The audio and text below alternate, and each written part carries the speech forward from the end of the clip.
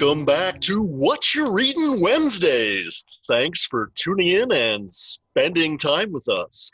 This week, we will be discussing the ever-popular subject of book-to-screen adaptations. What have been your favorite and not-so-favorite book-to-movie adaptations? There are two movies that stand out to me that I actually haven't read the book, so I can't compare it to the movie. But Stand By Me was one of my favorite books as a kid, and I rewatched it recently as an adult. I haven't read the Stephen King book because I don't like scary books, but Stand By Me was really good. And also I thought Room was really well done. Again, haven't read the book, but I thought Brie Larson did a very good job in that movie. And then I also throw Harry Potter in there, even though I think it could be better. Probably The Exorcist. And I was gonna save it for like a Halloween episode or something, but I read the book first, checked it out from our library, in fact, and it was so scary. I read it in like 2 nights and I couldn't sleep. And then when I was telling one of my friends, hey Leslie, how scared I was of it, she was like, you should keep it in the freezer. So I did. I kept The Exorcist in the freezer for like a year. The one that I did not like so much, but I loved the book and hated the movie, is One for the Money. And coming up later on in the show, I will tell you what my dream cast is, so you guys can all understand why I was so disappointed in this movie. Audrey, I'm going to copy you. Room was one of my favorites. And I hadn't read the book before the movie, so I just enjoyed the movie at what it was. I also really liked Gone Girl, but again, I didn't read the book first on that one either, so I didn't compare it. Look at Tori's face. Tori's face, I love it. No. Tell us what's up. Tell us, girl. Tell us what's up. Well, Gone Girl was on my list, but I did read the book first because it's always way better. But they did do the movie well enough, even if Ben Affleck was in it. Pretty sure I said that last time. I stick by it. But I think my all-time favorite adaptation should be no surprise to anyone, The Outsiders. Because they took that book and they just made it the movie. Another one I would say is Pride and Prejudice, but the Keira Knightley one. Mm-hmm. Don't care for the other ones. But one that really sticks out to me, the book wasn't great, the movie was awful, is A Simple Favor. Oh, yeah. I heard that was bad. That book, like I said, wasn't great to begin with. They gave that movie to Blake Lively and Anna Kendrick, 2 ladies that I love. Somehow it was still horrible. I have a few that I liked. I really liked, I'm going to go old school, I really liked To Kill a Mockingbird. I thought that one was done well. Gregory Peck. I know, it was good. I also really liked One Flew Over the Cuckoo's Nest. But I learned when I was doing a little research this morning that the author never watched it, and he was not happy with it because it wasn't told from the chief's point of view, which is the way the book is. Ones I did not like was My Sister's Keeper by Jodi Picoult. And then another one I did not like The Giver, the movie. I liked the book. Yeah. I don't think they could just capture all the greatness of The Giver into that movie. I didn't think that went across. And I also really didn't like Miss Peregrine's Home for Peculiar Children, that movie either. The characters were kind of switched around, their powers switched around a little bit, and not as good as the books anyway. So one thing I realized when we were going over the questions is like a lot of the movies I like the older ones, are ones that I've never read the books of, but I enjoyed Jaws and Jurassic Park, Spielberg films, but they're based on books. I haven't read them, but I'm imagining that the adaptation is just as good, if not better. But I did enjoy Scott Pilgrim movie that was based on the comics. I thought that was well done. Same question for book to television. Give us your best and your worst attempts. I need to preface this with these are all opinions. This is not fact. I have 3 for my favorites just because I didn't want us to be here all day.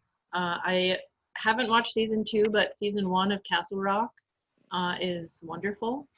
How they put literally every Stephen King Easter egg in there is just great. I also like the miniseries for Sharp Objects by Gillian Flynn.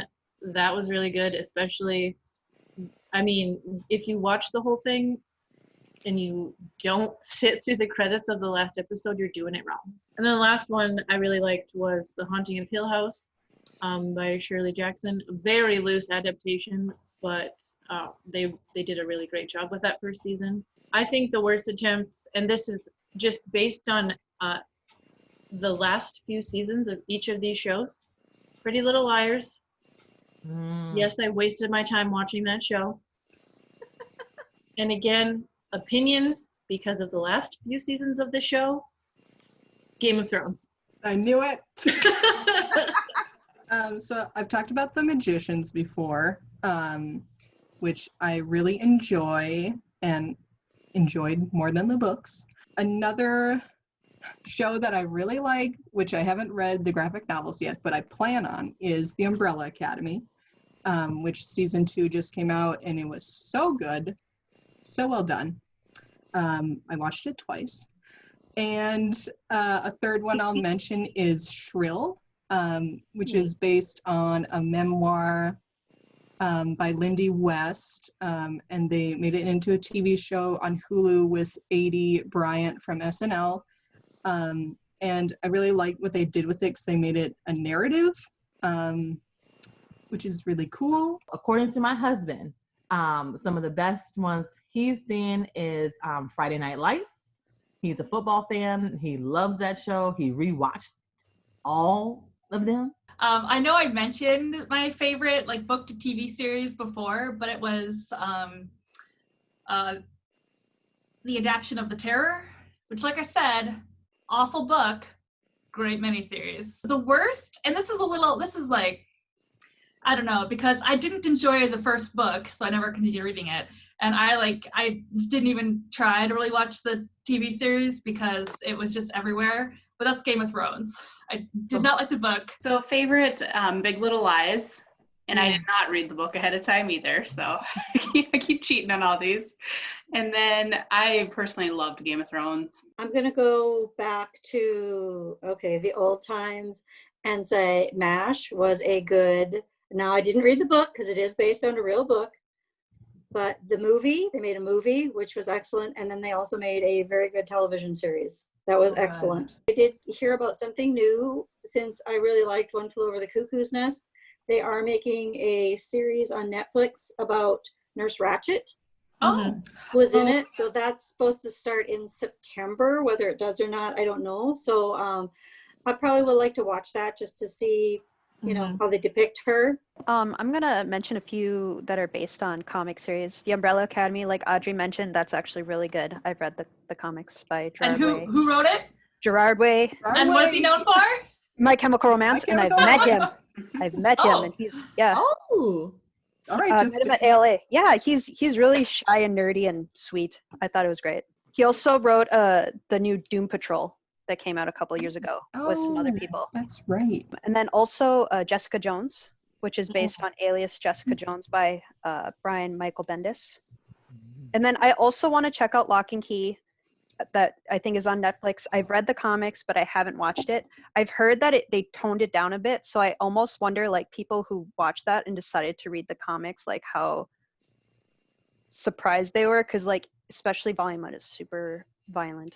Shows that I don't like that are based on books, Game of Thrones, of course. Preacher, I haven't actually watched, but I'm not gonna give it a chance, because they changed so much of it. If you plan to watch an adaptation, do you always make a point to read the source material first? Why or why not? Sir, this is a big fat no from me. It's a disappointment usually waiting to happen. And there's a lot of joy for me that if I watch a movie or a TV show and I love it and I need more, there's that, TV shaped hole in my heart. I can go to the book and just kind of exist in that universe a little longer. I guess it depends if I planned on reading the source material in the first place, because I don't know, there's so much to read. if something's like, oh, a TV series or a movie's coming out, I'm not going to necessarily go out of my way to read it just because. But on the other hand, I read The Hunger Games because the movies were coming out. I read it with some friends, and that was actually kind of fun. Yeah, I'm kind of the same with both of you. I guess when I was a kid, I kind of made it a point to read the book beforehand. But I also just read a lot. So chances were if something was coming out, I had already read it. This is another one too. It just depends on which one they're using, which one they're going to remake. If it's something I'm really interested in, I may go and read through the book. But if I've seen a movie or something, I often don't go back and read the book if I haven't read it in the past. I typically don't worry about it. I just go enjoy the movie. But I have done that with book club before, where we worked toward reading a book and then went and watched the movie or planned it around something new that was coming out. And that was really fun. I definitely am the person that will watch a movie before reading a book. And then if I think the movie is really good, then I'll read the book, so to speak. I know that's what happened with The Notebook. I had watched the movie, thought the movie was fabulous, and then I read the book and was like, why did I waste my time? And just like everyone else, it literally is different for almost everything. Half the time there's things that I've decided to watch just because it's there on a streaming site and everyone won't shut up about it. So I'm like, might as well. And then I realized, oh, there's a book for this. And much like Erin, if I enjoyed the series or the movie enough and I just can't get my hands on enough stuff, if I get desperate enough, I'll read the book. There have been plenty of book-to-screen reboots happening lately.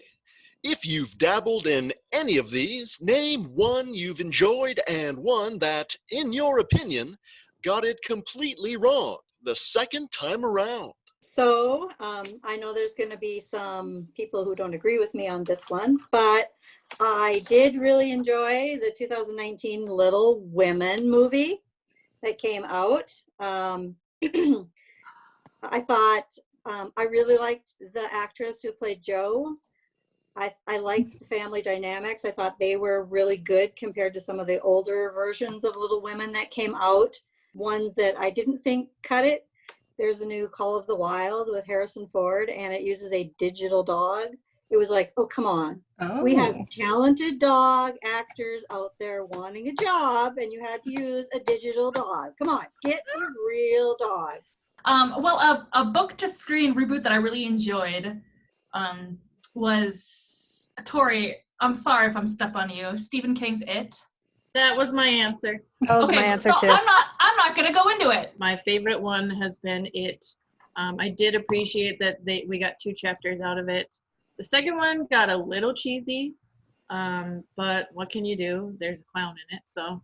And then I also really liked The Invisible Man, the new one that came out.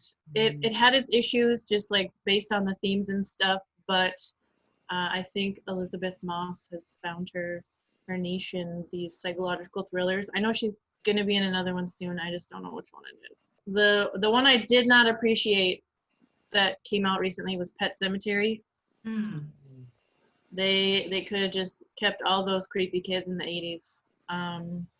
They switched around too much from the book to the original movie to the new movie. I'm going to go with comics on this one, and I felt like the Spider-Man, we had Tobey Maguire that first time. I felt like him and, gosh, I can see her name. I can see her. Kirsten Dunst. Thank you. Kirsten Dunst. Oh, you got to, Kirsten Dunst. Kirsten. Sorry, everyone else is saying it. I wanted it too. Kirsten Dunst. Okay. So I thought Tobey Maguire and Kirsten Dunst did a great job. I haven't seen the new Little Women, but how many times are they going to make that? So if this one's so good, does that mean they're just not going to do it, hopefully, for the rest of my life? No, they will. Keep doing it. Because money. That is very true. Because also Little Women was on my favorite list. But also, I had Pride and Prejudice with Colin Firth and Jennifer L. I love that series, Tori, as well as the Keira Knightley movie. And then following along with that, Sense and Sensibility with Emma Thompson was so great. And then I love both the both Jane Eyre adaptations with Mia, what's her last name, from 2011. Oh, and then my least favorite reboot, if you want to call it a reboot or remake, is The Scarlet Letter, starring Demi Moore Gary Oldman. and Gary Oldman.